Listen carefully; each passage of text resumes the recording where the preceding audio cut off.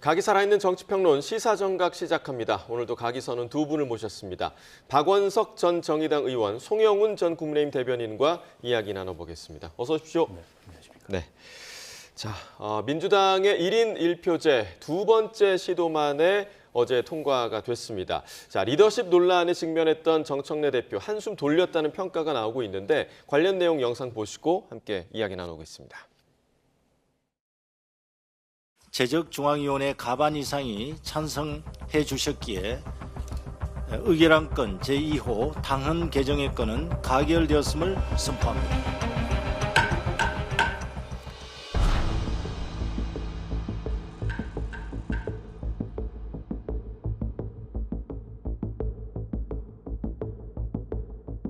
당내의 계파가 해체될 것이다 라고 저는 예상합니다. 어느 누구라도 평등하게 공천의 기회를 갖게 되는 대한민국 정당 정치 역사의 어두운 면을 청산할 수 있는 매우 중요한 조건을 민주당에서 열게 됐다. 개파라고 하는 것은 어쨌든 저희가 좋아하는 특정한 지도자들 중심으로 뭉쳐있는 정치 세력을 의미하지 않습니까? 네네네. 그게 1인 1표제하고는 관련이 없죠.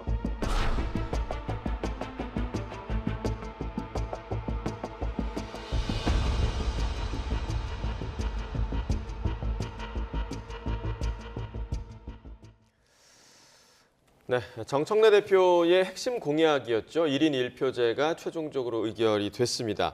일단 지금 투표율이 높아지긴 했는데 덩달아서 지금 반대표도 상당히 좀 많아졌습니다. 지금 이 결과에 대해서 좀 어떻게 분석하고 계십니까? 그러니까 두 달 전에 이거를 그 중앙위원회에 상정했을 때 예. 투표자 기준으로 봤을 때는 70%가 넘는 찬성이 나왔습니다만 이게 이제 통과 요건이 제적 과반이기 때문에 예. 그 요건에 못 미쳐서 이게 부결이 됐거든요. 이번에 아마 당 지도부에서 신경을 많이 썼던 모양이에요. 그래서 중앙위원 590명 중에 투표율이 상당히 한 85% 이상 투표를 예. 했고 그 중에 이제 투표자 중에 60% 찬성이 나왔는데 마찬가지로 제적 기준으로 봤을 때는 과반을 약간 넘는 아슬아슬했던 그런 결과가 아닌가 싶습니다. 예. 아마도 1인 1표제 자체에 대한 반대라기보다도 최근에 조국혁신당 합당 제안을 둘러싼 당내 여러 가지 논란이 영향을 좀 미친 게 아닌가 싶고요. 또 1인 1표제와 관련해서도 정청래 대표가 8월 달에 있는 전당대회에서 유리한 환경을 먼저 조성하려고 하는 거 아니냐라는 예. 의심이 있었는데 예. 이게 합당 논의와 맞물려서 그런 의심이 짙어지면서 생각보다 지금 반대표가 많이 나온 것 같아요. 예. 그러니까 정청래 대표로서는 뭐 본인도 그런 말씀을 하셨어요. 축구 경기에서 1대 0으로나 이기나 3대 0으로 이기나 같은 결과다. 어떻게 보면은 본인 공약도 지켰고 또 최근에 여러 가지 리더십에 대한 그 문제 제기들이 있었는데 한숨 돌린 결과이긴 합니다만 다른 한편으로 보면 여전히 숙제가 많이 남아 있는 예. 그런 결과가 아닌가 싶고요. 무엇보다도 정 대표가 지금 제기해서 당내 논란이 계속 확산되고 있는 조국혁신당과의 합당 문제를 어떻게 풀 건가.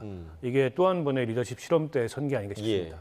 자, 지금 말씀해 주신 것처럼 이제 정 대표의 당대표 연임용 밀어붙이기가 아니냐라는 의혹의 눈초리가 여전한 그런 상황에서 지금 이 1인 1표제 통과가 정청래 대표 리더십에 좀 어떤 영향을 미칠지 어떻게 좀 예상하십니까? 그러니까 정청래 대표는 이른바 이재명 모델을 매우 충실하게 따르고 있고 본인의 연임을 위한 사전 정지 작업을 매우 적극적으로 하고 있다. 이렇게 평가할 수 있을 것 예. 같습니다. 일단 구체적으로 숫자를 보면 작년 12월 5일에 민주당 중앙위원회에서 이 1인 1표제가 부결될 때의 찬성표와 오늘 나온 찬성표를 비교해 보면은 41명의 찬성이 늘어났습니다.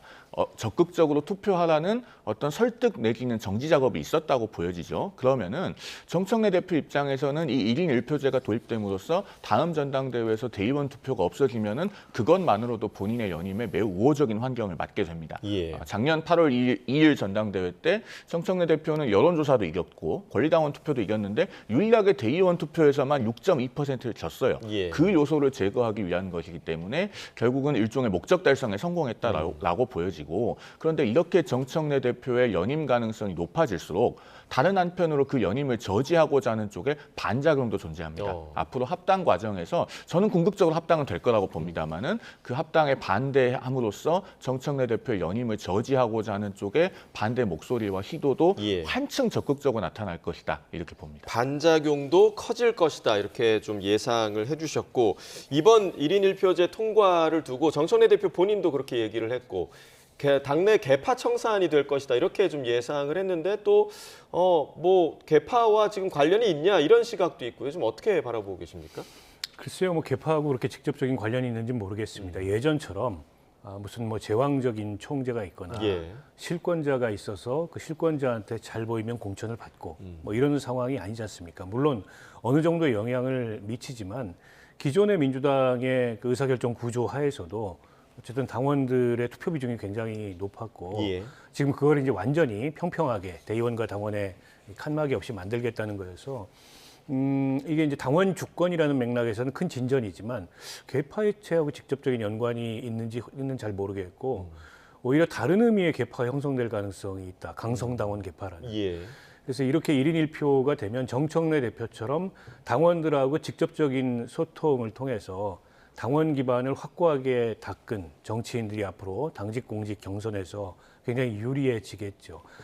그러나 이제 일반 당원들, 그러니까 생업에 바쁜 일반 당원들 같은 경우에는 사실은 크게 당내 정치가 돌아가는 상황을 잘 모르기도 하고 신경을 쓰지 않습니다. 결국 응집된 강성 지지층의 목소리가 주로는 당원의 여론으로 표출이 되고 당원의 여론으로 조직화되는데 오히려 그런 것들이 더 강해질 가능성이 있죠. 그래서 제가 드리는 말씀이 강성당원이라는 새로운 개파가 등장할 가능성이 있다라고 말씀을 드리는 거고 정청래 대표 입장에서는 이제 그런 변화가 본인에게 굉장히 유리한 거죠. 앞서 우리 송영훈 변호사도 말씀하셨지만 지난 전당대회를 돌아보면 뭐 당원 권리당원 투표에서 압도적인 60% 넘는 득표를 받았기 예. 때문에 이렇게 권리당원 대의원 간의 이 표의 등가성이 동등해지면 8월 달에 있을 전당대회에서 정 대표의 말하자면 연임 가능성이 예. 한층 높아지는 거라고 볼 수 있을 것 같고 물론 모든 선거는 뭐 그때 가봐야 알기 때문에 또 어떤 변수가 그때까지 작용할지 모르겠습니다만 일단 환경 자체만은 유리해진다는 걸 부정하기 어렵고요. 지금 김민석 총리가 뭐 사실상 전당대회에 등판 가능성이 매우 높다는 거를 거의 공공연하게 밝히고 있는데 김민석 총리를 지지하거나 또 김민석 총리 주변에 있는 분들 같은 경우에는 한층 이에 대한 경계심이 높아졌을 거 아니겠습니까? 그래서 더더욱 지금 조국혁신당과의 합당 문제가 저도 궁극적으로는 통과될 거라고 봅니다. 예. 하지만 과정상의 진통이 굉장히 클 거다 이렇게 예상합니다. 자, 이 1인 1표제 통과가 이후에 가까이 있는 합당 문제 그리고 이제 다가올 전당대회에는 또 어떤 영향을 미칠지 좀 지켜봐야겠고요. 오늘 국회에서는 장동혁 대표, 국민의힘 장동혁 대표가 교섭단체 대표 연설을 했습니다. 어제는 한병도 원내대표가 연설을 했고요. 오늘 장동혁 대표가 연설을 했는데 서로 다른 이야기, 상당히 좀 다른 이야기를 전했습니다. 관련 내용을 듣고 함께 이야기 나눠보도록 하겠습니다. 검찰 개혁에는 단 한 치의 타협도 없습니다. 검찰청 폐지, 공소청, 중대범죄수사청 설치, 수사와 기소의 완전 분리는 절대 흔들리지 않는 대원칙입니다. 사법개혁도 국민 눈높이에서 빠른 시일 내에 완수하겠습니다. 국민은 여전히 묻고 계십니다. 12.3 내란의 위헌, 유법성에 대해 왜 그토록 오랫동안 침묵했는지, 직위원 판사는 도대체 왜 시간 계산이라는 희대의 논리로 내란 숙의 윤석열을 석방했는지, 이렇게 살아있는 권력을 수사하라고 만든 제도가 특검입니다. 떳떳하다면 특검을 받지 않을 이유가 없습니다. 특검을 거부한다면 스스로 범인임을 자백하는 것입니다. 종합특검이 아니라 항소 포기 특검, 민주당 통일교 게이트 특검, 민주당 공천 뇌물 특검, 3대 특검을 실시해야 합니다. 국민의힘은 3대 특검을 끝까지 관철시킬 것입니다. 자, 어제 한병도 원내대표는 3대 개혁을 강조한 반면에 오늘 장동혁 대표는 3대 특검을 상당히 강조했습니다. 단식의 이유가 되기도 했었는데 지금 이 두 대표 간의 차이 좀 어떻게 좀 보셨습니까? 여야가 입장이 일치하면 오히려 이상한 얘기입니다. 예. 더더군다나 요즘과 같이 정치가 양극화된 시대에서 교섭단체 대표 연설에서 그런 모습을 기대하기는 어렵지 않겠는가 하는 생각이 들고 저는 오늘 장동혁 대표의 교섭단체 대표 연설에서 눈에 띄는 부분은 메시지의 톤과 일관성이 여전히 좀 결여되어 있다라는 점입니다. 왜냐하면은 본인이 단식을 할 때는 쌍특검을 내세웠잖아요. 예. 그러니까 민주당 공천 게이트 특검 그리고 통일교 게이트 특검. 거기에 사실은 시간 순서로 보면 가장 먼저 대두된 대장동 항소 포기 특검은 빠져 있었습니다. 그런데 오늘은 3특검을 하자고 했어요. 예. 사실은 단식을 할 때부터 이 세 가지 특검을 모두 다 명분으로 내걸고 했어야 맞는 겁니다. 사실 여기에 대해서는 제명이 됐지만 한동훈 전 대표가 이른바 신3특검이라고 해서 대장동 항소 포기 특검까지 포함한 3개의 특검을 주장했었는데 예. 단식 과정에서는 그걸 의식해서 뺀 것이 아닌가라고 하는 의구심마저 드는 지점이고요. 그다음에 오늘 여러 가지로 그 이재명 대통령에 대해서 날카로운 비판들을 교섭단체 대표 연설에서 보여준 부분들이 있었습니다. 예. 그런데 어제는 본인의 페이스북 메시지에서 저는 이제 이 소모적인 말다툼에서 물러나겠습니다. 이제 대통령님이 원하시는 대로 마이웨이 하십시오. 저는 이제 말릴 힘도 말릴 마음도 없습니다라고 해서 이 부동산 문제에 대해서 상당히 좀 시니컬한 태도를 보여줬어요. 예. 물론 반어법적인 의미가 가미되어 있었겠습니다만은 어제 말한 톤과 오늘 말한 톤이 좀 사뭇 달라서 이렇게 메시지의 톤과 기조가 좀 일관되게 관리되지 않고 있는 문제에 대해서는 당내에서 좀 자체 점검이 필요한 것이 아닌가 하는 고언을 드립니다. 예, 장동혁 대표가 기조의 일관성이 좀 부족했다라는 비판을 해주셨는데 오늘 지금 대통령에게 영수회담을 요청하기도 했습니다. 이 청와대에서 이 부분을 좀 어떻게 바라볼까요? 글쎄 아마 청와대의 원칙적인 입장은 여야 간의 협상이나 여야 간의 합의가 먼저다. 이렇게 아마 대통령이 말하기도 했죠. 네, 반응을 예. 하지 않을까 싶습니다. 어쨌든 대통령이 야당을 존중하긴 하지만 야당 존중과 동시에 국회에서 여야가 합의를 이루고 그리고 이제 정부와 함께 어떤 일을 결정할지 상의하는 게 순서다 이런 원칙적인 입장을 갖고 있기 때문에 예. 이번에도 같은 반응을 보일 가능성이 높고요. 그런데다가 지금 정부나 여당 입장에서 보자면 야당이 굉장히 취약해져 있는 상태입니다. 물론 취약해져 있다 하더라도 야당을 포용하고 존중하는 차원에서 야당이 제기하는 의제 또 정부 정책에 대해서 야당이 비판하는 맥락 이런 것들을 들어볼 수는 있겠습니다만 공학적인 차원으로 판단을 한다면 야당이 이렇게 취약해져 있는데 굳이 야당 얘기를 귀담아 들을 필요가 있느냐 이런 생각을 할 수도 있어요. 더군다나 지금 이제 몇 개월 있으면 선거입니다. 아무리 대통령이 국정 운영의 중심에 서 있다 하더라도 대통령도 정치인이기 때문에 선거를 신경 쓰지 않을 이유가 없거든요. 예.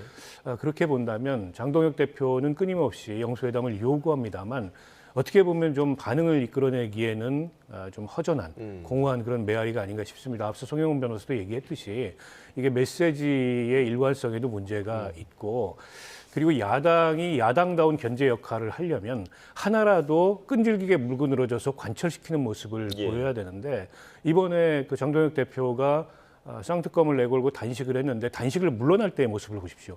박근혜 전 대통령이 와가지고 결국 말려서 물러났는데 때문에 이게 내부용 단식이다. 근데 이런 평가에 그치는 거잖아요. 그렇다면 이제 야당의 요구나 야당 대표의 배수진을 진 투쟁도 대통령이나 여당 입장에서는 크게 위협이 되거나 크게 신경이 쓰이는 이 이슈가 아닐 수가 예. 있어요. 저게 여론을 움직여야 여론에 반응하는 건데 지금까지 장동혁 대표 체제하에서 대여 투쟁은 혹은 대여 견제는 대체적으로 실패하고 있다. 예. 이렇게 볼 수 있을 것 같습니다. 그러면 그 장동혁 대표가 지속적으로 영수회담을 요구하는 핵심적인 이유가 좀 어디에 있다고 보십니까?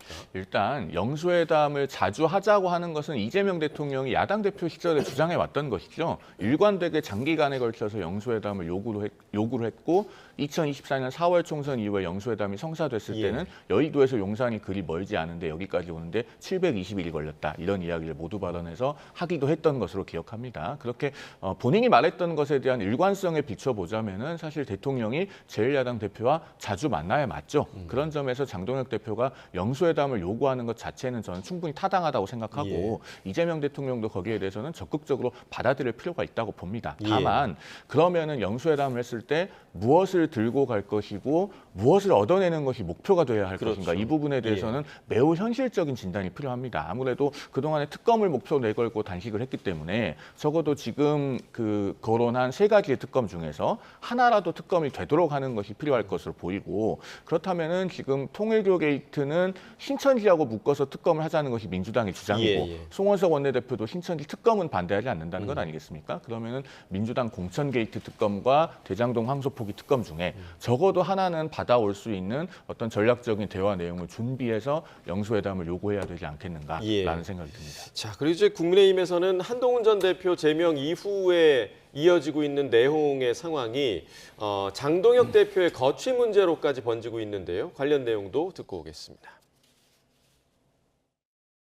어떤 형태로든지 이 당원들에게 결속 그리고 지방선거 진용을 정비하기 위해서는 김용태 의원이 제시한 재신임 투표요? 네, 뭐 그런 내용도 그나마 이 갈등 구조를 갖다 종식시킬 수 있는 뭐 그런 하나의 방안이라고 봅니다. 근데 오늘 장동혁 대표가 국회 대정부 교섭단체 대표 연설을 마치고 난 이후에 자신의 거칠 표명을 뭐 어떤 내용으로든지 그 거칠이라는 것은 지금 뭐 본인이 그렇다고 해서 뭐 어떤 흔히 말하는 거칠은 아니에요. 이 거칠이라는 것은 알겠습니다. 이 갈등 구조를 지금 벗어나기 위한 의원님.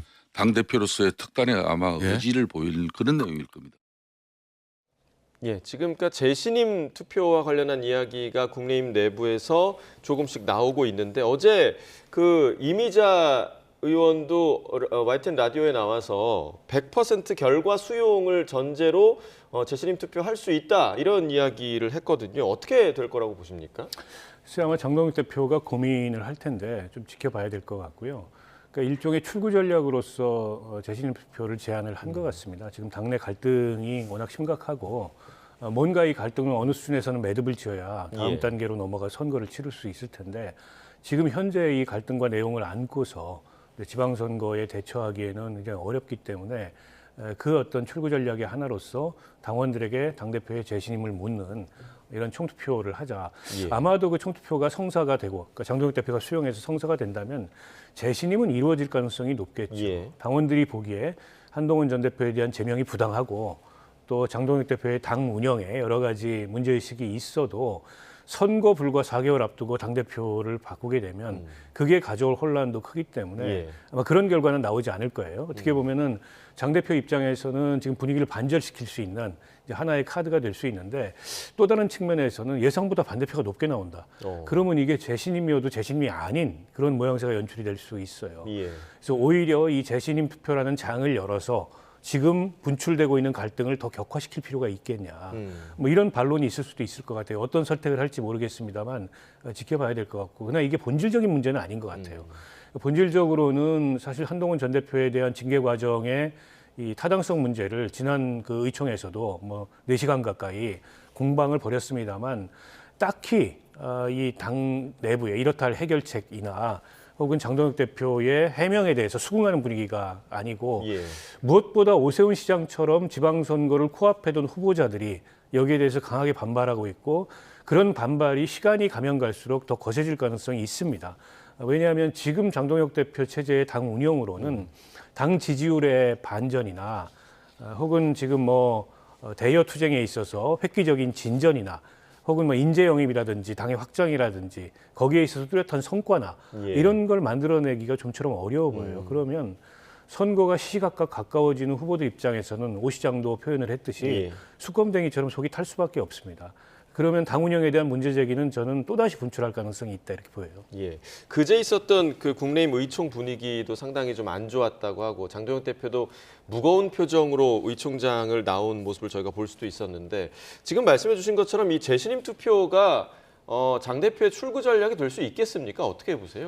일단 정치 현실적인 측면에서는 재신임 투표라고 하는 것은 실시되면은 장동혁 대표에게 유리하게 작용할 가능성이 높습니다. 우리 정당사에서 선례도 있어요. 2017년 12월에 당시 안철수 대표가 이끌던 국민의당이 바른정당과의 합당을 추진할 때 호남계 국회의원들의 반발이 굉장히 거셌습니다. 그때 안철수 대표가 본인의 재신임을 전당원 투표로 물었거든요. 그리고 호남계 의원들은 그 전당원 투표를 실시하지 말라는 가처분 신청까지 내고 했었습니다. 결국 실시가 됐고 안철수 대표가 높은 득표율로 재신임이 됐습니다. 그리고서 합당까지 이루어졌죠. 원래 현직 당대표가 자신의 재신임을 물으면은 그래도 당원들이 계속 가라는 쪽으로 투표하기가 쉬워요. 그래서 우리 헌법에도 보면은 대통령이 자신의 재신임을 국민투표로 묻는 것은 헌재가 위헌이라고 합니다. 이른바 플레비지트라고 해서 그런 것은 권위주의를 강화시킬 수 있는 요소가 되는 것이거든요. 그래서 작동한다면은 이것이 장동혁 대표에게 유리하게 될 겁니다. 예. 다만 이것이 정치 윤리상으로는 바람직하지 않다고 봐요. 왜냐하면은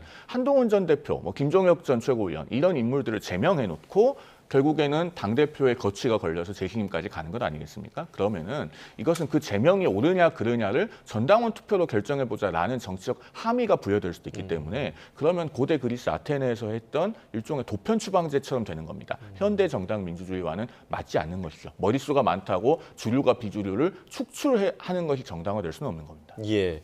자, 지금 이제 국민의힘은 지방선거가 가까워지면서 개혁신당과의 선거연대 가능성에 대한 관심도 좀 높아지고 있는 상황인데 개혁신당 이준석 대표는 그 가능성이 지금 선을 긋고 있는 모양새입니다. 관련 내용 들어보겠습니다. 어제 그 대안과 미래 초청 토론에 이제 발제자로 이제 가셨잖아요. 네. 의원들 입장에서 궁금했던 것은 선거 연대 가능성. 질문도 많이 나왔다는 보도는 이렇게 나오던데 네. 선거 연대가 진짜 전혀 검토한 바가 없습니까? 그러니까 해서 얻을 게 뭐냐는 거죠, 개혁신당이. 그러면 예를 들어서 윤 어게인하고 절연을 한다 그러면 그건 당연한 건데 왜 그거 당연한 게 왜 조건이 돼야 되는지도 모르겠고 그게 저희가 걔네들끼리 얘기하는 호사가들이 얘기하는 그런 선거 구도에 있어가지고 저희를 개입시키지 않고 자기들 얘기를 하면 됩니다. 네. 예.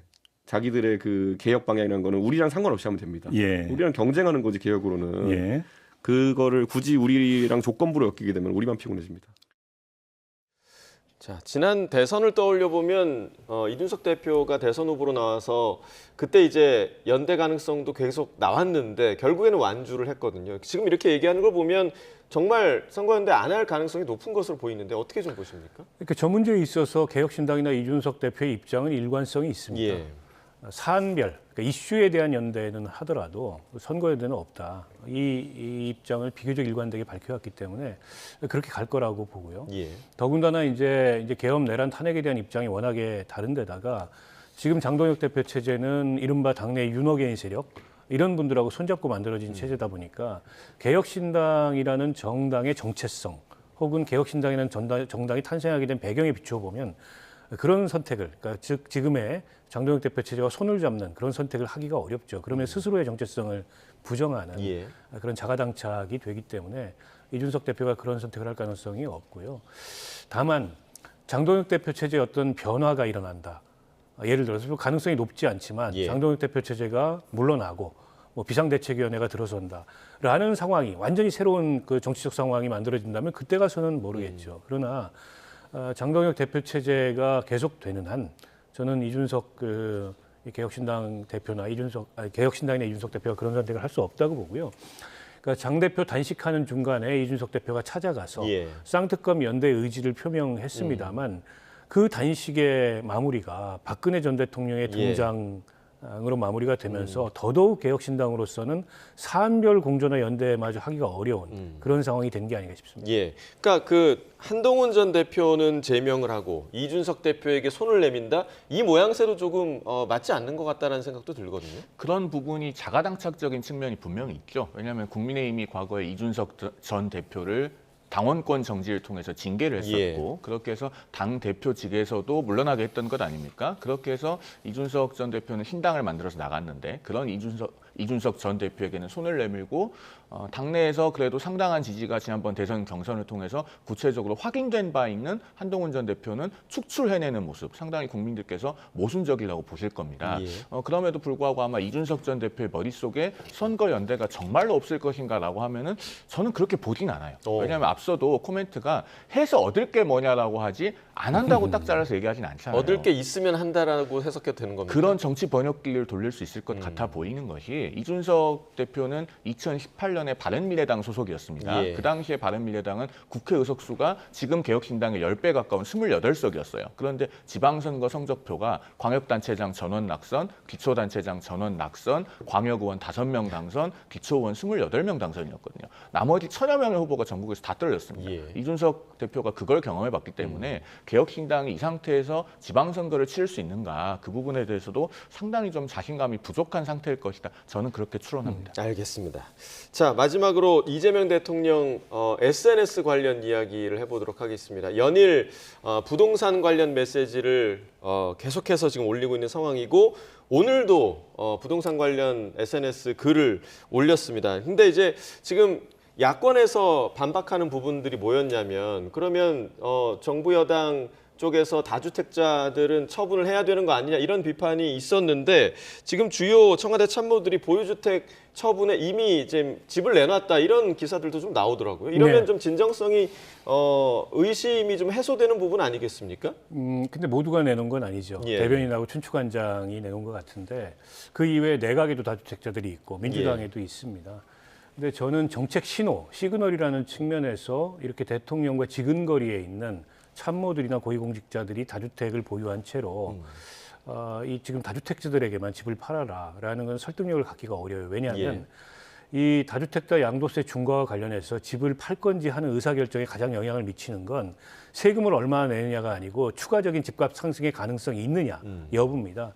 추가적인 집값 상승의 가능성이 있다면 나중에 세금이 늘어나도 집을 안 팔 가능성이 높아요. 근데 대통령과 가까운 사람들이 집을 들고서 안 팔면은 저거는 추가적인 집값 상승이 가능하겠구나라는 신호로 읽힐 가능성이 있어서 정책의 신뢰성에 문제가 될 수 있어요. 때문에 처분하는 것이 저는 바람직하다고 생각하고 그래야 대통령이 저렇게 강하게 얘기하는 게 설득력을 가질 수 있다고 보고요. 이 정부 들어서서 벌써 서너 번째 부동산 대책을 발표했는데 집값이 요지부동이고 오히려 더 오르고 있습니다. 그에 대해서 좀 특별한 대통령이 문제의식을 가진 것 같고 이전에 유보해뒀던 정책수단까지를 다 포함해서 검토를 하겠다라고 결심을 한 거로 보이고요. 이재명 대통령이 또 본인의 고유한 지론이 있습니다. 부동산 시장에 이렇게 너무 많은 자금이 몰려 있는 게 비정상이고 그게 우리 경제나 성장 잠재력이나 민생에도 위협이 된다. 때문에 이거를 주식과 같은 생산적 금융으로 이동함으로써 어떻게 보면 대한민국의 전체적인 좀 경제 시스템이나 구조를 바꿔야 된다. 이런 소신이 있는 것 같고 마침 또 이 반도체와 같은 이런 제조업의 슈퍼사이클과 맞물려서 주식시장이 굉장히 호황이에요. 이게 가능하다 이런 판단을 내려서 더더욱 지금 정책적으로 푸시를 하는 게 아닌가 싶은데요. 중요한 건 효과입니다. 이렇게 해서 집값이 떨어지고 지금 부동산 그 시장에 투기 심리가 꺾이고 조금 시장이 정상화될 건가. 근데 한두 가지 정책만으로는 불가능하다는 건 그동안 시행착오를 통해서 우리가 다 경험해 본 바예요. 그래서 정부가 이거를 부작용을 최소화하면서 정책 효과를 높일 수 있는 종합적인 대안을 어떻게 내놓을까. 이게 지방선거 이유가 될 텐데요. 그걸 좀 주목하고 있습니다. 자, 부동산 관련해서 이렇게 대통령이 계속해서 SNS에 강경 메시지를 내놓는 부분 어떻게 좀 바라보고 계세요? 집은 말로 짓는 게 아니잖아요. 집값이 궁극적으로 안정이 되려면 제대로 된 공급 대책이 나와야 됩니다. 지금 이재명 정부에서 이른바 129 부동산 대책이라고 하는 걸 내놔서 서울 수도권에 연끌한 숫자를 제시했죠. 6만 호 공급하겠다. 그런데 그중이 상당 부분 재탕입니다. 예를 들어서 서울 같은 경우는 공공부지를 이용해서 공급하겠다고 하는 주택이 28,600호 정도 되는데 그중에 3분의 2는 2020년 문재인 정부에서 나왔던 84 부동산 대책과 겹치는 거예요. 그 당시 공급 대책으로 내놨지만 5년 반 가까이 전혀 진행이 안 된 곳들이 포함되어 있죠. 대표적인 곳이 서울의 태릉시시나 용산의 캠프킴 같은 곳입니다. 그런 숫자를 내놓으면서 과연 시장에 신뢰를 줄 수 있는가. 그다음에 언제 실현될지 기약이 없는 곳들이 있습니다. 대표적인 곳이 과천에 지금 경마장하고 방첩사 부지 묶어가지고 9,800세대 공급한다고 하는데 경마장 가는 길을 아무도 몰라요. 과천의 그 경마장이 어디로 가는지 정해지지 않았습니다. 그러면 어느 세월에 그걸 헐고 거기에 집을 짓겠습니까? 그러니까 연일 SNS를 통해서 강공 메시지만 내놓을 것이 아니고 사실은 주택 공급의 상당 부분을 담당하고 있는 것은 민간입니다. 그중에서도 재건축 재개발이에요. 재건축 재개발이 정말 빠른 속도로 진행이 돼서 양질의 민간 공급이 이루어질 수 있도록 한다는 강력한 신호를 시장에 줘야 됩니다. 그 왕도를 애써 우회하려고 하기 때문에 청와대에 있는 참모들 중에 다주택자들 집 팔아라, 또 악마와 거래했느냐, 뭐 이런 얘기들이 나오는 것인데 저는 그렇게 말로는 집을 지을 수 없다라는 말씀을 드리고 싶습니다. 자, 송 대변인 마지막으로 이제 한 가지만 이 대통령 그 SNS 올린 글 중에 동남아 스캔 범죄 관련해서 대한민국 건들면 패가 망신한다. 요 글이 삭제된 부분과 관련해서 지금 안철수 의원이 대통령 기록물법 위반 아니냐 이렇게 문제 제기를 하기도 했는데 이게 해당이 됩니까? 어떻게 보세요? 결론부터 말씀드리면 대통령 기록물에는 해당한다고 봐야 되는데 삭제가 위법하느냐라고 묻는다면 그건 좀 간단한 문제는 아닙니다. 일단 대통령 기록물법 2조 1호 감옥 1호의 2 과목 또 공공기록물법 3조 2호 이런 걸 종합해 보면은요. 공공기관이 그 업무와 관련해서 생산한 모든 형태의 기록 정보가 공공기록물에 포함되고 대통령이 자기의 직무와 관련해서 SNS에 올렸으면 그것도 전자적인 형태의 기록 정보에 포함돼서 대통령 기록물이라고 볼 수는 있습니다. 다만 대통령 기록물법 14조에서 이제 임의로 어떤 삭제하거나 폐기하는 것을 금지하고 있습니다만 SNS의 성격상 그건 올렸다가 지울 수도 있는 고유한 특성이 있죠. 예, 예. 그렇기 때문에 삭제 자체가 위법하다고 단정하기는 어렵고 다만 이게 문제입니다. 대통령이 지위에서 어떤 SNS를 올리면 그게 올라가는 순간 자동적으로 다 아카이빙이 돼야 돼요. 예. 우리나라가 지금 그런 시스템을 갖고 있는지를 짚어봐야 됩니다. 예. 미국 같은 경우는 트럼프 대통령이 됐든 오바마 대통령이 됐든 원래는 대통령으로서의 기관 공식 계정을 사용해서 SNS를 올리고 그것이 퇴임되면은 전부 다 아카이빙돼서 봉인되잖아요. 그런 절차가 있어야 되는데 우리나라에 지금 그런 시스템이 없다는 부분을 짚어봐야 되지 않을까 하는 생각입니다. 이게 그 외교 문제를 우려한 거 아니냐라는 시선에 대해서는 좀 어떻게 보세요? 짧게 좀. 그렇게 이해가 됩니다. 예. 그러니까 사실은 대통령이 굳이 크메르어까지 사용하면서 다소는 공격적으로 비칠 수 있는 이 메시지를 쓴 것 자체가 좀 발단에서부터 문제가 있었고요. 예. 캄보디아 쪽에서는 불쾌했을 거고 대사 조치까지는 아니지만 항의를 했지 않습니까? 뭐 내린 건 저는 불가피했다고 예. 보고요. 메시지 관리에 좀 신경을 써야 되고 특히 이렇게 외교적인 민감성을 담고 있는 메시지 관리는 아무리 대통령이 직접 소통을 즐겨하고 소통에 능하다 하더라도 조금 스크린할 수 있는 그런 시스템이 필요하지 않을까 싶습니다. 알겠습니다. 두 분 말씀 여기까지 듣겠습니다. 박원석 전 정의당 의원, 송영훈 전 국민의힘 대변인과 이야기 나눠봤습니다. 고맙습니다.